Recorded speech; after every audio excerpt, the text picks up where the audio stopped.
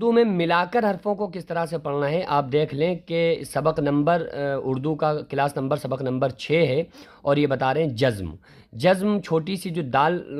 بنی ہوتی ہے نا، چھوٹی سی دال کی طرح حرف کے اوپر بنا ہوتا ہے، جیسے آپ با کے اوپر دیکھ رہے ہیں، قاف کے اوپر دیکھ رہے ہیں، نون کے اوپر یہ چھوٹا سا لکھا دیکھ رہے ہیں، تو یہ جزم ہوتا ہے، اس کو جزم کہتے ہیں۔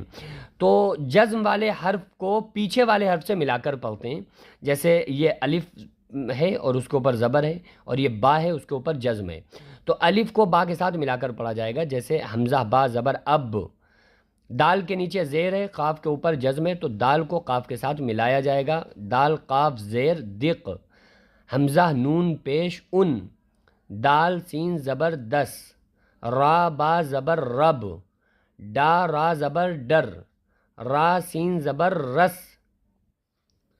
را ٹا زبر رٹ، الف نون زیر ان، دال لام زیر دل، دا میم زبر دم، الف سین زیر اس، را کاف پیش رک، دال واو پیش دو، حمزہ سین پیش اس، را واو پیش رو معروف میں پڑھیں گے، رو مجہول پڑھیں گے،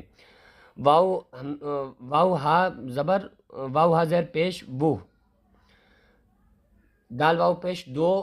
دال نون زیر دن، دو دن، راہ زبر رہ، دو دن راہ، اب راہ لکھا ہے لیکن پڑھا جائے گا رہ، را سین زبر رس، دال واو پیش دو، را با زبر رب، را ٹا زبر رٹ، دال لام زیر دل، دال واو پیش دو، تو پڑھا کیا جائے گا دو دن رہ، رس دو، رب رٹ، دل دو۔ تو اس کو بہت اچھی طرح سے اس سبق کو آپ لوگ مشق کیجئے۔ تو یہی بس اسٹارٹنگ ہے یہاں سے کہ آپ حرفوں کو ملانا سیکھیں، اور کس طرح سے ایک حرف سے دوسرے حرف کو جوائن کیا جائے گا، یہیں سے یہ شروع ہوتا ہے، اور اس کو آپ لوگ بہت اچھی طرح سے ذہن نشین کر لیں تاکہ اگلے سبق پڑھنے میں آپ کے لیے بہت زیادہ آسانی ہو سکے۔ السلام علیکم ورحمۃ اللہ تعالیٰ وبرکاتہ۔